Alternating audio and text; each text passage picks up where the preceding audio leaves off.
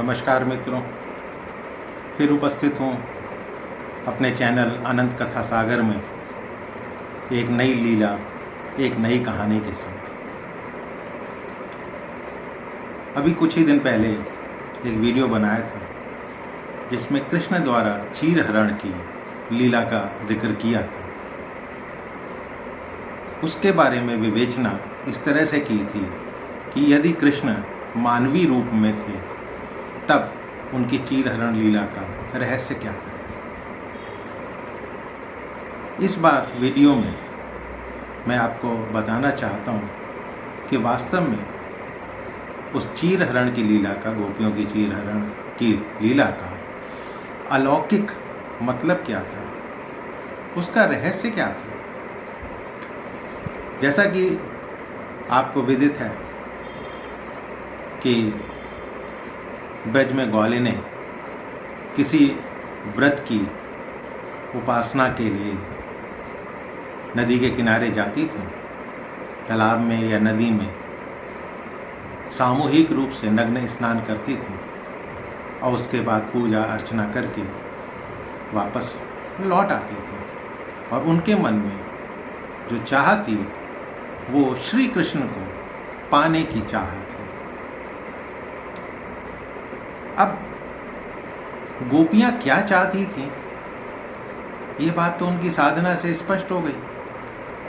वो चाहती थीं कि श्री कृष्ण के प्रति संपूर्ण समर्पण, आत्मसमर्पण, श्री कृष्ण के साथ इस तरह घुल मिल जाना कि उनका रोम रोम, मन, प्राण, संपूर्ण आत्मा केवल श्री कृष्ण मय हो जाए।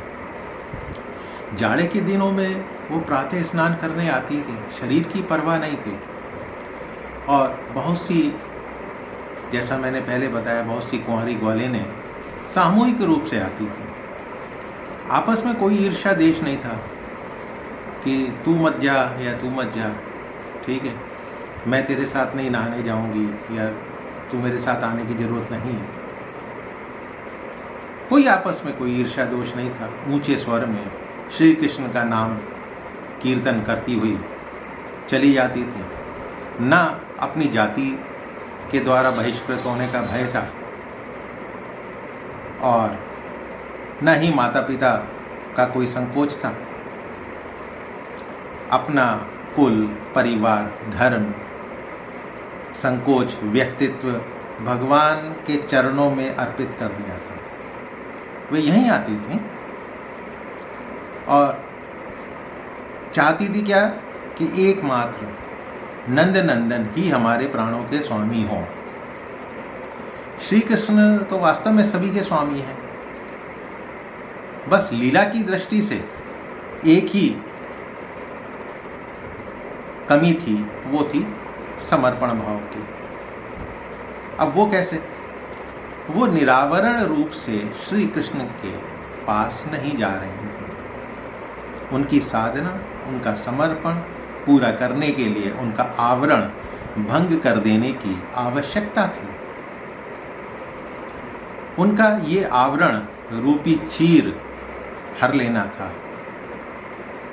यही काम भगवान श्री कृष्ण ने किया। साधक समर्पण एक क्रिया है जिसका पूर्ण समर्पण तभी होता है जब भगवान स्वयं आकर उस संकल्प को स्वीकार करते हैं और संकल्प करने वाले को भी स्वीकार करते हैं। यहीं जाकर समर्पण पूर्ण होता है।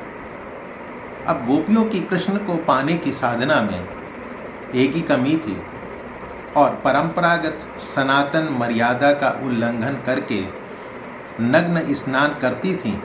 यद्यपि ये अज्ञानता के कारण था, लेकिन भगवान कृष्ण के द्वारा इसका मार्जन होना या इसको बताना ये जरूरी था।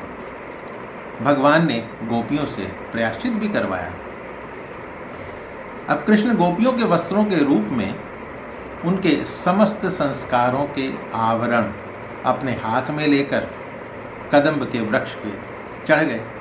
अब गोपियाँ जल में थीं और अपने को समझ रही थी हम कृष्ण से छिपे हुए हैं, क्योंकि जल में थी, नग्न थी लेकिन जल में थी। इस बात को भूल गई थी कि भगवान कृष्ण जल में भी हैं, वो तो सभी जगह हैं। कृष्ण के लिए सब कुछ भूल गई थी, लेकिन अपने को नहीं भूल पाई थी।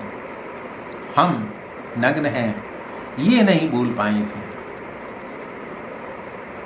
और चाहती तो कृष्ण को, लेकिन उनके संस्कार बीच में पर्दा रखे हुए थे, तालाब से निकलना नहीं चाह रहे थे।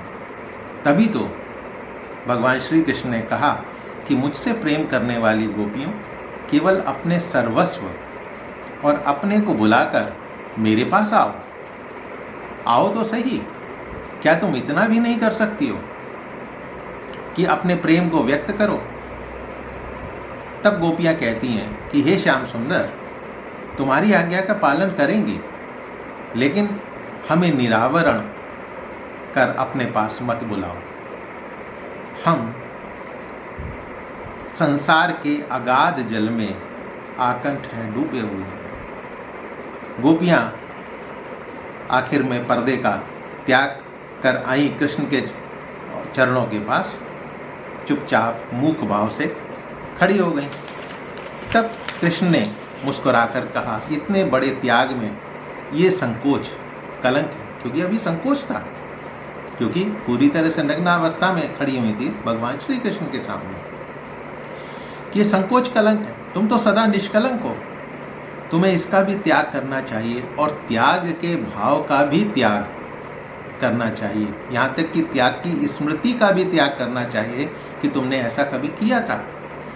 अब गोपियों की दृष्टि कृष्ण के मुंह पर पड़ती है, मुख कमल पर पड़ती है, दोनों हाथ अपने आप जुड़ जाते हैं, तो वो सब कुछ भूल जाती है।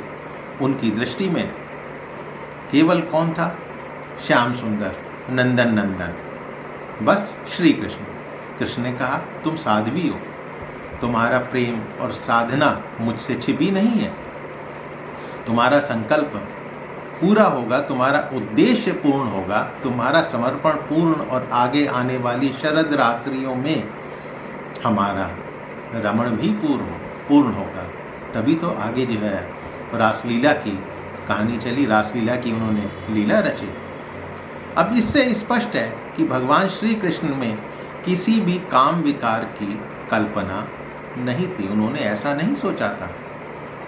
कामी पुरुष का मन वस्त्रहीन स्त्रियों को देखकर एक क्षण के लिए भी कब वश में रह सकता है? आपने बहुत कथाएं इस तरह की सुनी होंगी, चाहे वो विश्वामित्र हों या अभी मैंने एक वीडियो पोस्ट कराया अजामिल की कहानी हो। नग्नावस्था में स्त्री को देखकर अपने को वश में करना बहुत मुश्किल काम है, लेकिन भगवान कृष्ण तो उससे परे थे, उनके अंदर कोई काम विकार नहीं था। इसलिए उस घटना में, उस लीला में किसी काम विकार को देखना महज एक अज्ञानता और मूर्खता ही है। अब यदि थोड़ा सा आगे बढ़कर देखा जाए तो जो दिगंबर जैन मुनि बनने के पीछे अथवा नग्न नागा साधुओं के बनने के पीछे भी तो यही उद्देश्य है। जब भगवान की प्राप्ति करनी है, भगवान के लिए है, तो वस्त्र आडंबर करने की क्या जरूरत है? तो ये मैंने आपके सामने एक एनालिसिस, एक विवेचना भगवान श्री कृष्ण की गोपियों के चीरहरण की लीला का करने की कोशिश करी है। पहले किया था मानवीय स्वरूप में, और ये जो है अलौकिक, यदि उनको माना जाए भगवान थे, देवी देवताओं के रूप में, उस स्वरूप में विवेचन करने की कोशिश करी है। उम्मीद करता हूँ कि आपको पसंद आया होगा, और यदि पसंद आया हो तो मेरी इन लीलाओं की विवेचनाओं का उनको सुनिए ज़रूर, शेयर कीजिए, और मेरे चैनल को सब्सक्राइब करना मत भूलिएगा।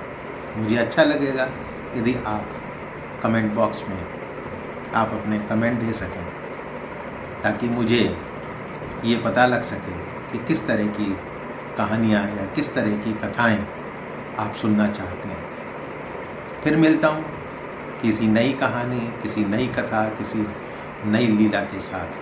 तब तक के लिए नमस्कार।